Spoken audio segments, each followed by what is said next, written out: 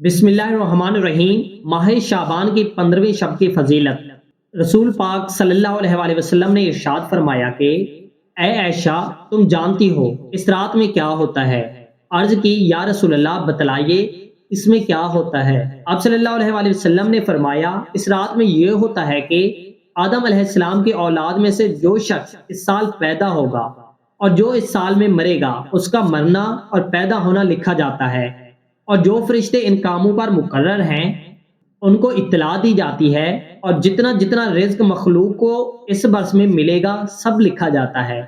اور اس 15ویں رات اللہ تعالیٰ سورج ڈوبتے ہی اس دنیا کے آسمان پر تشریف لاتے ہیں اور ارشاد فرماتے ہیں کہ کوئی نیک بندہ ایسا ہے جو ہم سے بخشش مانگے تو ہم اس کو بخش دیں، کوئی رزق مانگے تو ہم اس کو رزق دیں، کوئی مصیبت کا مارا دعا کرے تو اس کی مصیبت کو دور کریں۔ اس طرح صبح ہونے تک ارشاد فرماتے ہیں بس بندوں کو چاہیے کہ اس رات میں خوب عبادت کریں